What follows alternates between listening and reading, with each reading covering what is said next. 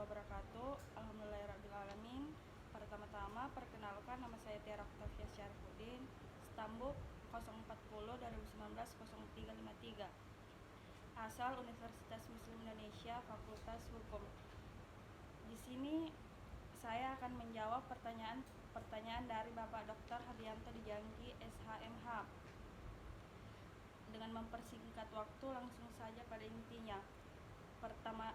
Pertanyaan yang pertama, Undang-Undang nomor keberapa yang mengatur tentang Kejaksaan Republik Indonesia? Jawabannya yaitu Undang-Undang nomor 16 tahun 2004. Pertanyaan kedua, sebutkan dua hal pengawasan terhadap jaksa. Ada dua hal yang sudah dijelaskan. Yang pertama, pengawasan intern. Jaksa Agung Muda Pengawasan Jamwas Kepres nomor 86 tahun 1999. Yang kedua, pengawasan ekstern Komisi Kejaksaan. Dasar Undang-Undang nomor 16 2004 pasal 38. Perpres nomor 18 tahun 2005 tentang Komisi Kejaksaan. Yang kedua, kedudukan pasal 3. Yang pertama, Komisi Kejaksaan lembaga pemerintahan non-struktural yang dalam melaksanakan tugas dan wewenangnya bersifat mandiri, bebas dari pengaruh kekuasaan manapun. Yang kedua, Komisi Kejaksaan di bawah dan bertanggung jawab kepada Presiden.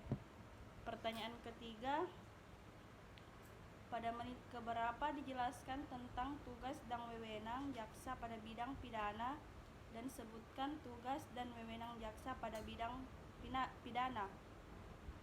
Tugas dan wewenang jaksa pada bidang pidana dibahas pada menit ke-4.24. Tugas dan wewenang jaksa pada bidang pidana yaitu melakukan penuntutan, melaksanakan penetapan hakim dan putusan pengadilan inkraj. Kedua, melakukan pengawasan terhadap pelaksanaan putusan pidana bersyarat, pengawasan dan lepas bersyarat. Yang ketiga, melakukan penyidikan terhadap tindak pidana tertentu berdasarkan undang-undang. Yang keempat, melengkapi berkas perkara tertentu, dan untuk itu dapat melakukan pemeriksaan tambahan sebelum dilimpahkan ke pengadilan. Pertanyaan terakhir, keempat, jelaskan standar minimum profesi jaksa dalam aspek pengetahuannya.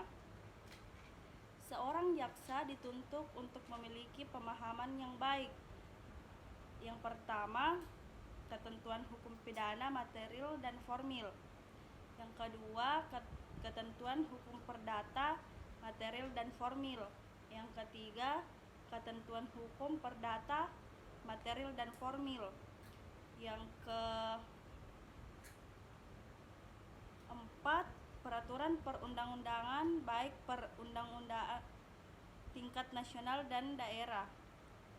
Yang kelima, konvensi internasional yang relevan dan tugas jaksa. Yang keenam, ketentuan HAM baik nasional maupun internasional. Yang ketujuh, pengetahuan mengenai manajemen administrasi umum. Yang kedelapan, pengetahuan mengenai manajemen administrasi perkara. Yang kesembilan, pengetahuan etika hukum. Yang kesepuluh, disiplin ilmu lainnya yang menunjang pelaksanaan tugas, fungsi, wewenang, serta memiliki pengetahuan atas perkembangan ilmu hukum dan praktik hukum baik nasional maupun internasional. Itulah jawaban dari saya. Apabila ada kata yang salah, mohon dimaafkan. Wabillahi taufiq wal hidayah. Wassalamualaikum warahmatullahi wabarakatuh.